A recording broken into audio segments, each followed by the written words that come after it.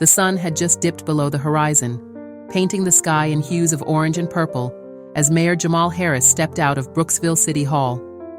The air was crisp, carrying the faint scent of autumn leaves and the promise of cooler days ahead. Jamal inhaled deeply, savoring the moment of tranquility after a day filled with heated budget discussions and policy debates. Brooksville, a city on the cusp of significant growth, still retained much of its small-town charm. The streets were lined with a mix of historic buildings and modern structures, a testament to the city's evolving identity. As Jamal began his walk home, the soft glow of streetlights flickered to life, casting long shadows across the sidewalk. He had dismissed his usual driver, craving the simplicity of a solitary walk. It was a rare opportunity for introspection, a chance to shed the weight of his office and simply be Jamal Harris, a man enjoying an evening stroll through his hometown. He wore a well-worn navy hoodie and comfortable jeans, his mayoral suit and tie tucked away in his office. To any passerby, he was just another resident, anonymous in the growing darkness. As he walked, Jamal's mind wandered to the challenges facing Brooksville. The city was grappling with rapid expansion, bringing both opportunities and tensions. New businesses were sprouting up alongside established family-owned shops, and the demographic makeup of the city was shifting. With these changes came the need for careful navigation of community relations, economic development, and social equity. Jamal had always prided himself on his hands-on approach to leadership. He believed in walking the streets, talking to residents, and experiencing the city as they did. It was this philosophy that had endeared him to many Brooksville citizens, who saw in him a leader who truly understood their daily lives and struggles. Lost in thought, Jamal barely noticed the patrol car that had begun to trail him. Officer Mark Davis, a 15-year veteran of the Brooksville Police Department, sat behind the wheel, his eyes narrowed as he watched Jamal walk. Davis had a reputation within the force, one that was spoken of in hushed tones around the station.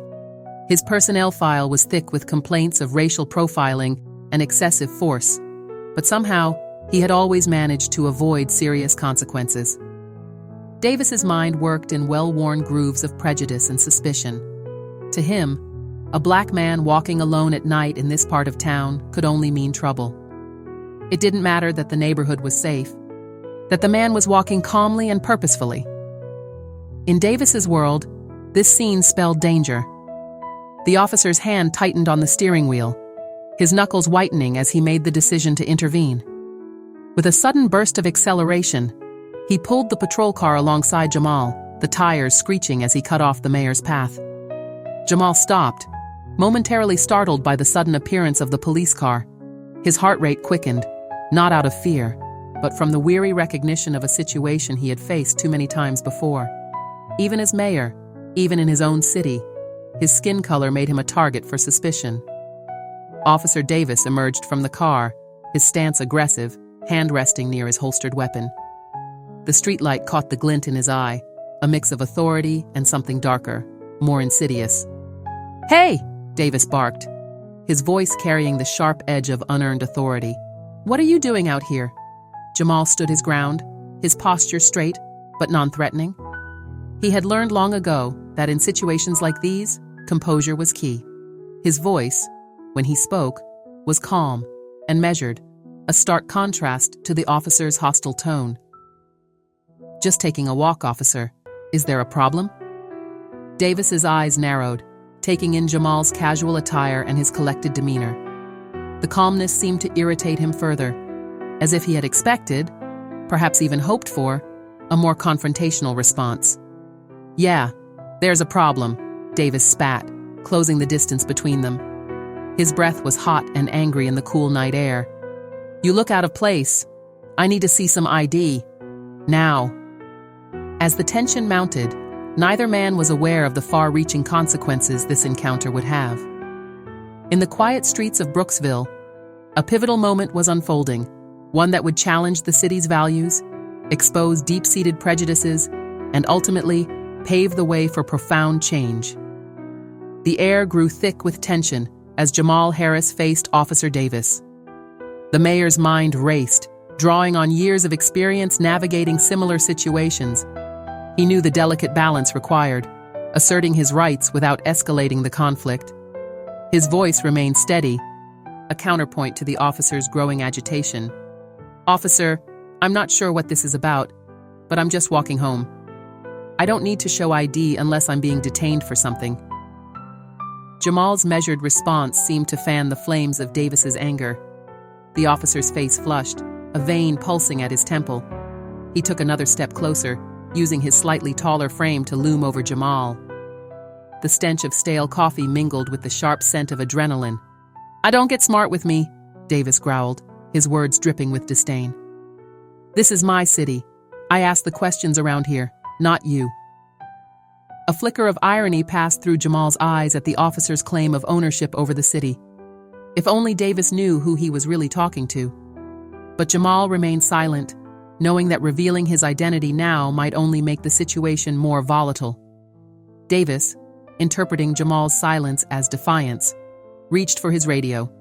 The crackle of static cut through the night air as he called for backup. "I've got a suspicious male, refusing to comply with orders," he reported, his voice laden with unearned authority. "I'll need backup." Jamal's heart sank. He had hoped to de-escalate the situation, but it was clear that Davis was determined to assert his power. The mayor took a deep breath, steeling himself for what was to come. He had been here before, but never as the city's highest-ranking official. The irony of the situation wasn't lost on him. Without warning, Davis's hand shot out, grabbing Jamal's arm and twisting it roughly behind his back. The sudden movement caught Jamal off guard, and he stumbled forward, his chest slamming against the cold metal of the patrol car. "You want to play games, huh?" Davis sneered, his grip tightening painfully on Jamal's arm. "Let's see how tough you are now." Jamal bit back a groan, determined not to give Davis the satisfaction of hearing his pain. He knew that any sign of resistance would only make things worse. "Officer," he managed to say, his voice strained but still calm, "there's no need for this. I haven't done anything wrong." "Shut up," Davis snapped, pushing Jamal harder against the car. The edge of the door dug into Jamal's ribs, and he could feel the cold metal through his thin hoodie. "People like you don't walk around here without a reason. I'll figure out what you're up to soon enough." As Jamal stood there, pinned and humiliated, his mind raced. He thought of all the times he had heard similar stories from Brooksville residents, tales of unwarranted stops, of fear and humiliation at the hands of those sworn to protect and serve. He had listened, he had sympathized, but now he was living it. The weight of the moment pressed down on him, heavier than Davis's hand on his back. In the distance, the wail of sirens grew louder. Backup was approaching. Jamal closed his eyes briefly, gathering his strength. He knew that what happened in the next few minutes would be crucial, not just for him, but for the future of Brooksville. The sound of tires on asphalt announced the arrival of another patrol car. Doors slammed, and footsteps approached. Jamal couldn't see who had arrived, but he could sense the shift in the air. Something was about to change. The night air crackled with tension as the backup officers approached. Their footsteps echoed on the pavement, a steady rhythm punctuated by the soft crackle of their radios. Officer Martinez, a seasoned cop with a reputation for level-headedness, led the way. His partner, a rookie named Thompson, followed close behind, eyes darting nervously between Davis and the man pinned against the car. As they drew closer, the streetlight illuminated the scene more clearly. Martinez's eyes widened in recognition, his steps faltering for a moment as he processed what he was seeing. He knew Jamal Harris well. They had worked together on community outreach programs, and Martinez had always admired the mayor's dedication to bridging the gap between law enforcement and the citizens of Brooksville. "Mark," Martinez called out, his voice urgent and tinged with disbelief. "Do you know who that is?"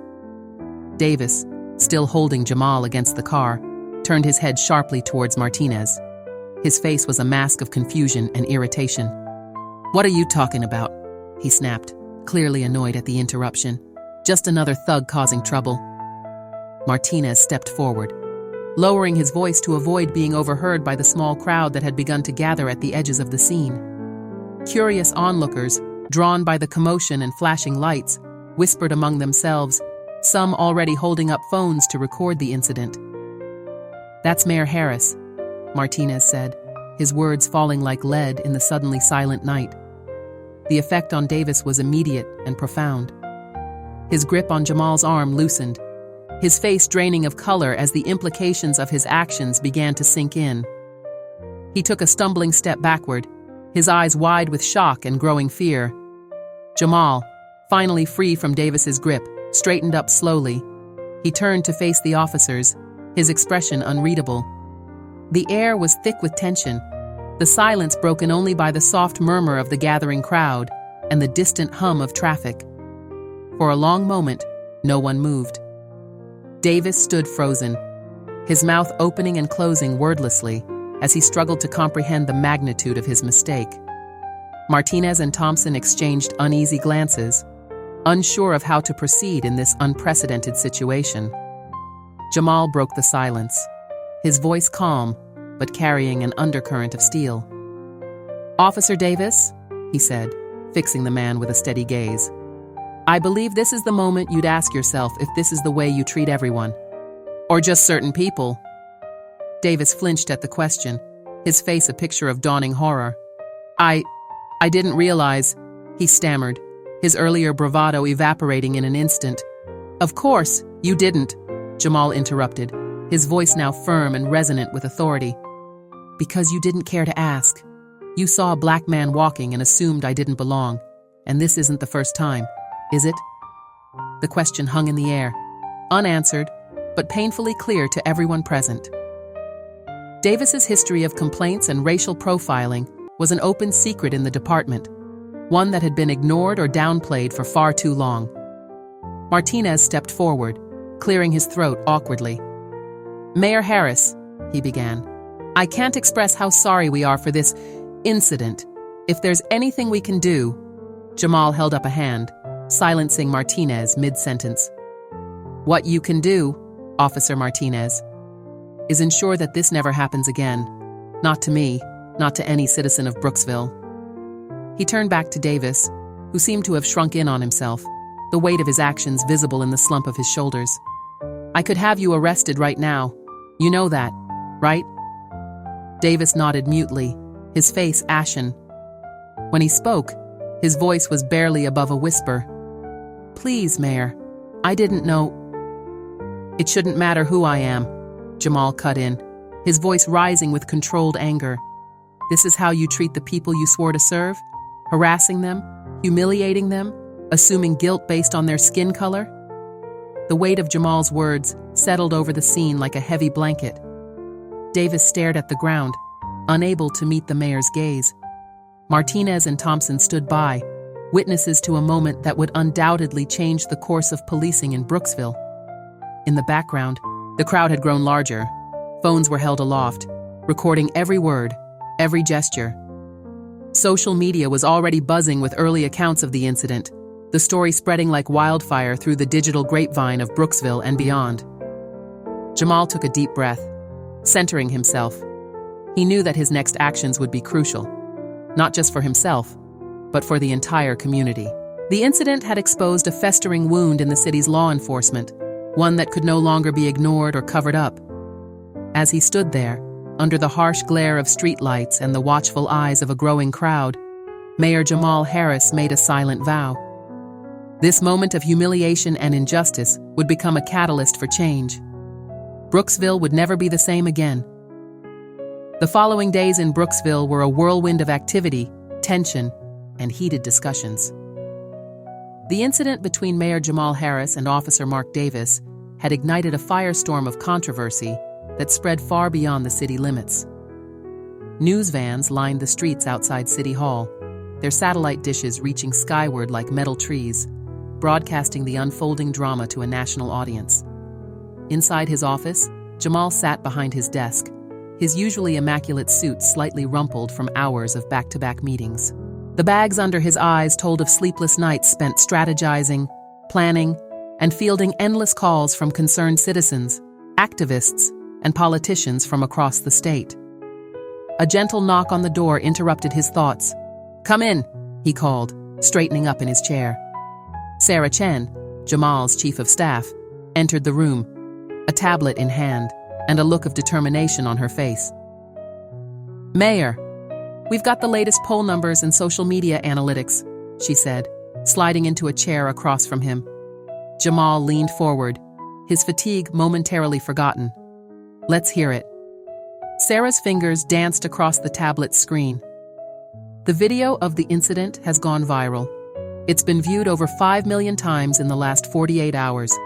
Comments are overwhelmingly in your favor, with many calling for immediate action against Officer Davis and reforms in the police department.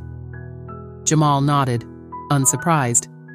He had felt the groundswell of support from the moment the video hit the internet. And the local reaction? "Mixed, but largely positive," Sarah replied. "There's been a 200% increase in sign-ups for the next town hall meeting.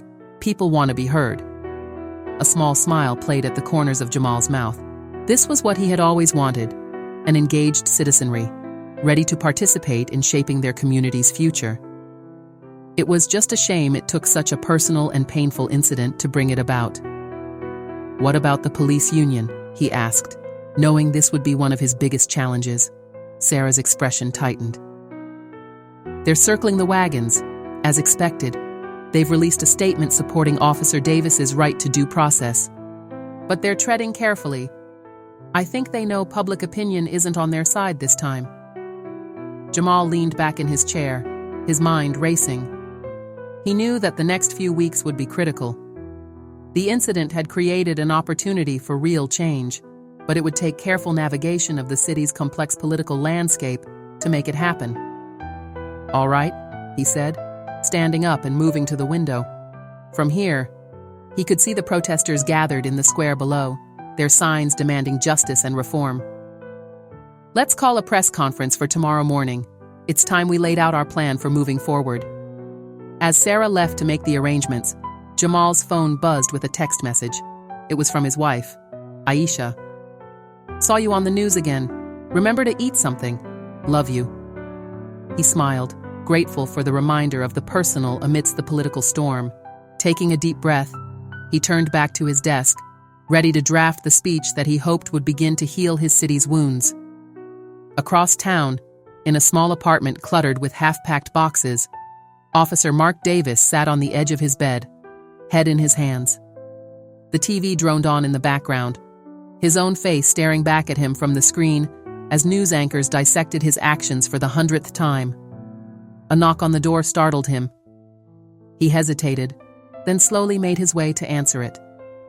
Officer Mark Davis's hand trembled as he reached for the doorknob. The incessant knocking grew louder, more insistent. With a deep breath, he opened the door, bracing himself for whatever awaited him on the other side. To his surprise, it wasn't an angry mob or a news crew, but his partner, Officer Sarah Rodriguez. Her face was a mix of concern and disappointment as she took in Davis's disheveled appearance. "Mark," she said softly, "we need to talk." Davis stepped aside, allowing her to enter the cluttered apartment.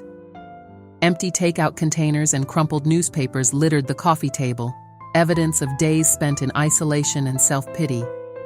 As Rodriguez settled onto the worn couch, Davis remained standing, unable to meet her gaze.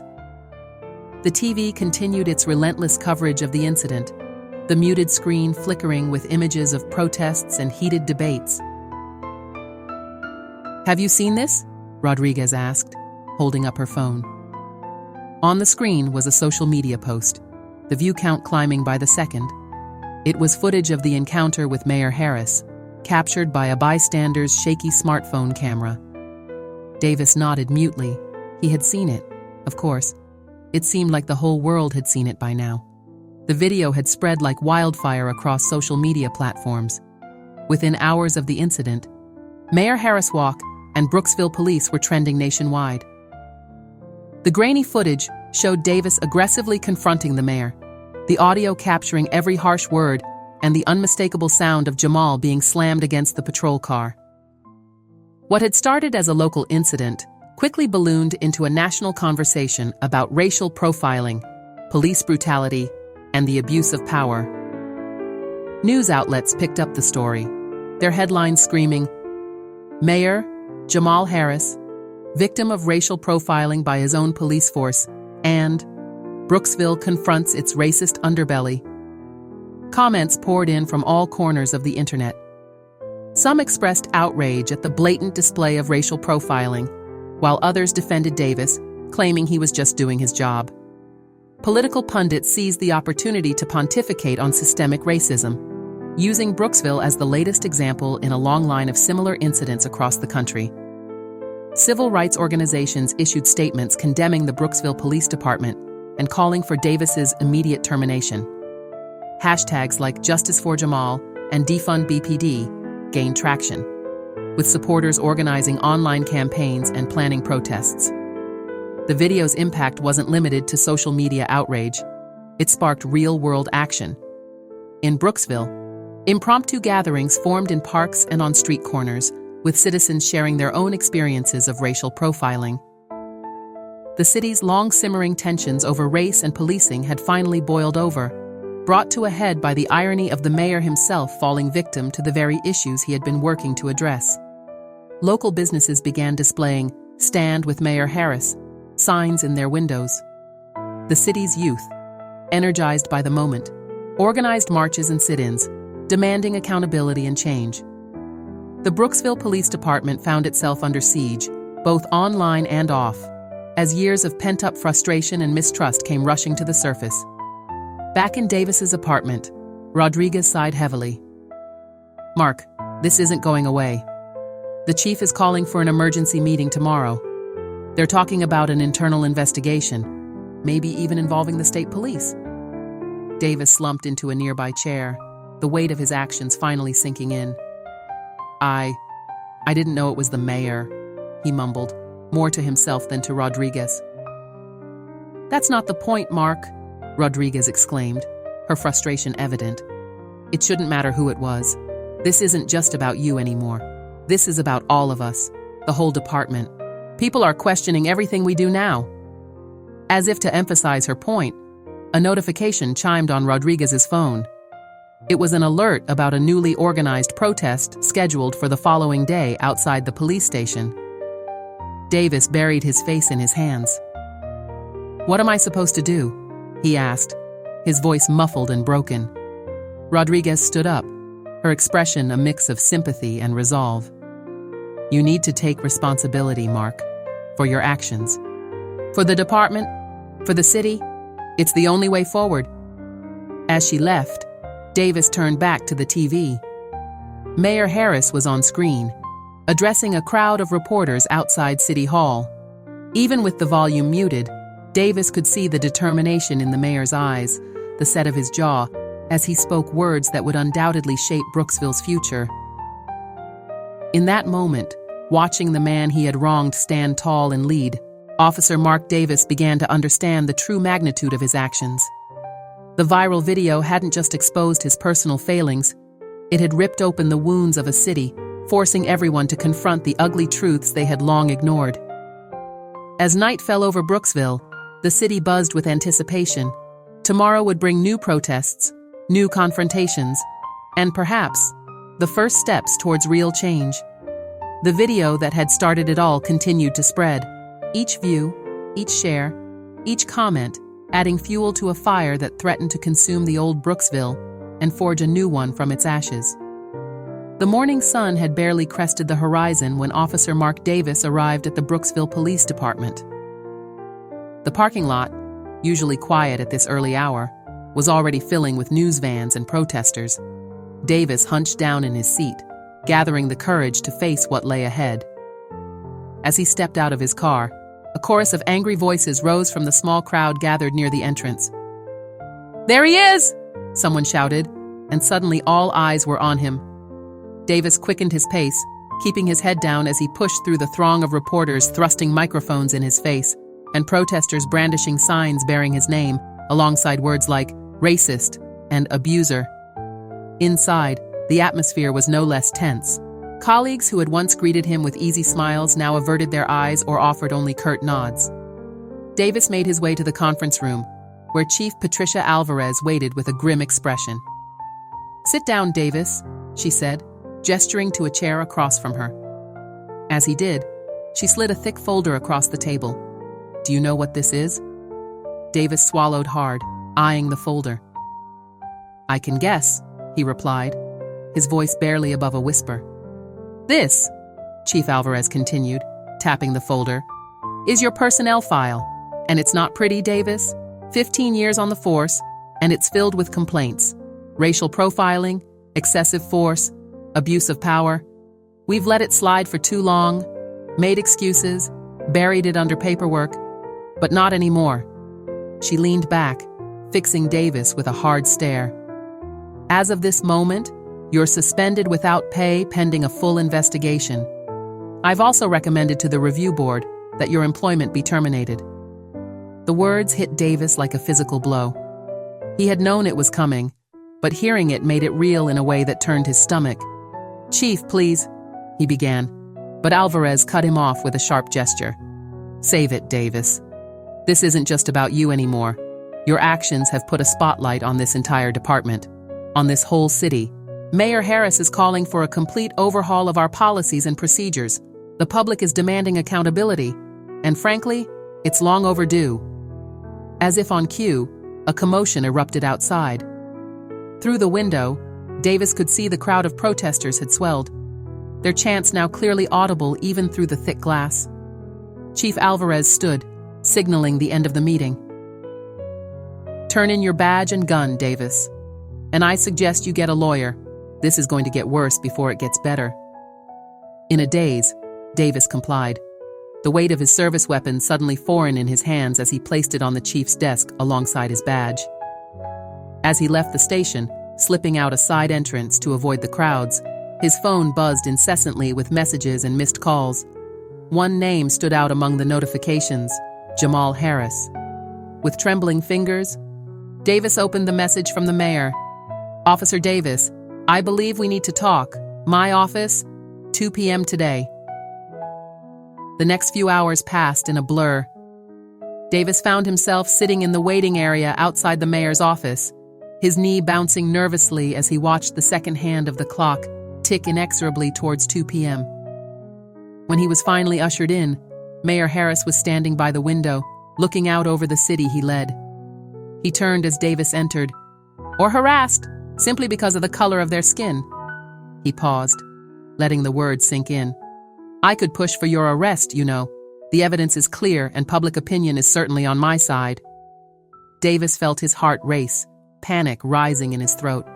But Harris held up a hand, forestalling any response. "But I don't believe that would solve the real problem," the mayor continued. "What happened between us is a symptom of a much larger issue, and I intend to address it at its root." He moved to his desk, picking up a document. "I'm implementing a series of reforms in the police department. Mandatory bias training, community oversight boards, a complete review of use of force policies, and I want you to be part of it." Davis blinked, confusion replacing fear. "I don't understand," he said. I've been suspended. They're talking about firing me." Harris nodded. "Yes, and that process will continue. But I'm offering you a choice, Officer Davis. You can fight this, deny everything, become a symbol of the old way of doing things. Or you can take responsibility. Speak out. Help us make real change." As the implications of the mayor's words sank in, Davis felt a strange mix of emotions wash over him. Shame, relief, fear, and something else: hope. A chance for redemption, not just for himself, but for the entire system he had been a part of for so long. "What do you say, Officer Davis?" Mayor Harris asked, extending his hand. "Are you ready to be part of the solution?" In that moment, facing the man he had wronged, Officer Mark Davis made a decision that would not only change his life, but help shape the future of Brooksville. He reached out and grasped the mayor's hand, ready to take the first step on a long and difficult journey towards justice and reconciliation. In the months that followed the fateful encounter between Mayor Jamal Harris and Officer Mark Davis, Brooksville underwent a transformation that few could have predicted. The incident that had initially threatened to tear the community apart instead became a catalyst for profound change, touching every aspect of life in the city. The reforms Mayor Harris had promised were swift and far-reaching. The Brooksville Police Department found itself at the center of a comprehensive overhaul, with new policies and procedures implemented at a dizzying pace. Implicit bias training became mandatory for all officers, conducted by experts brought in from across the country. Body cameras, once a point of contention, were now standard issue. Their footage regularly reviewed by a newly formed civilian oversight board. But perhaps the most significant change came in the form of community policing initiatives. Officers were required to spend time each week engaging with residents in non-enforcement capacities. Coffee with a Cop programs flourished, and police-sponsored youth activities helped bridge the gap between law enforcement and the communities they served. Officer Mark Davis, true to his word, became an unlikely advocate for change. His journey from perpetrator to reformer was not an easy one. Many in the community were skeptical, viewing his efforts as too little, too late. But Davis persevered, speaking candidly about his past mistakes and the systemic issues that had allowed them to go unchecked for so long. In one particularly powerful moment, Davis stood before a packed town hall meeting, his voice shaking but determined. "I was wrong," he said, looking out at the sea of faces, many still angry, some curious, a few hopeful. "For years, I operated under a set of biases I didn't even realize I had. I hurt people, destroyed trust, and betrayed the very community I swore to protect. I can't undo that damage, but I can dedicate myself to making sure it never happens again." His words, broadcast live and shared widely on social media, became a turning point. While not everyone was ready to forgive, many in Brooksville began to see Davis as a symbol of the change they were fighting for. Proof that even those deeply entrenched in the old system could learn, grow, and work towards a more just future. Mayor Harris, for his part, became a national figure in the ongoing conversation about police reform and racial justice. His handling of the incident and the subsequent changes in Brooksville were held up as a model for other cities grappling with similar issues. He was invited to speak at conferences, appeared on national news programs, and even testified before Congress on the importance of community-oriented policing. But it wasn't just the police department that saw changes. The incident had opened up broader conversations about racial equity in Brooksville, leading to initiatives in education, housing, and economic development. The City Council passed measures to increase funding for underserved schools. Yet, as the months turned into years, the impact of the reforms became increasingly clear. Crime rates began to drop, not through aggressive policing, but through improved community relations and targeted interventions in at-risk neighborhoods. Trust between the police and the community, once shattered, slowly began to rebuild. 5 years after the incident, Brooksville had become a different city. The changes were visible in ways both big and small, from the diverse group of officers chatting easily with residents at a neighborhood block party, to the new community center built in a once-neglected part of town, to the bustling minority-owned businesses along Main Street. On a warm spring evening, Mayor Harris stood on the steps of City Hall, addressing a crowd gathered to commemorate the anniversary of the reforms. The faces looking back at him represented the full spectrum of Brooksville's diversity, young and old, Black, white, Latino, Asian, and everything in between. 5 years ago, Harris began, his voice carrying across the square, we faced a moment of crisis. We could have let it divide us, could have retreated into fear and mistrust. Instead, we chose to come together. We chose to confront our problems head-on, to have difficult conversations, to make real, lasting change. He paused, looking out over the crowd. In the front row, he spotted Officer Davis, now Sergeant Davis, leader of the department's community outreach program. Their eyes met, and Harris gave a small nod of acknowledgement. "The work isn't done," the mayor continued. "We still have challenges to face, injustices to right, but look how far we've come. Look at what we've built together. This is the Brooksville we always knew we could be, a city of justice, of opportunity, of hope." As the crowd erupted into applause, Harris felt a surge of pride. The journey hadn't been easy, But standing there, looking out at the transformed community before him, he knew it had been worth every difficult step. In that moment, under the fading light of the setting sun, Brooksville stood as a beacon of what was possible when a community came together to demand change, to fight for justice, and to build a future where every citizen, regardless of their background, could feel safe, valued, and heard. The story of Brooksville, of a chance encounter that sparked a revolution, would be told for generations to come, a testament to the power of accountability, reconciliation, and the unyielding human spirit. And as night fell on the city, its streets alive with the energy of possibility, one thing was clear. Brooksville's transformation was far from over. It was, in many ways, just beginning. 10 years had passed since that fateful night when Mayor Jamal Harris was profiled by Officer Mark Davis. Brooksville had become a case study in police reform and community transformation, its story taught in criminology classes and cited in policy papers across the nation. But the impact of that single encounter had spread far beyond the city limits, creating ripples that continued to shape the national conversation on race, policing, and social justice.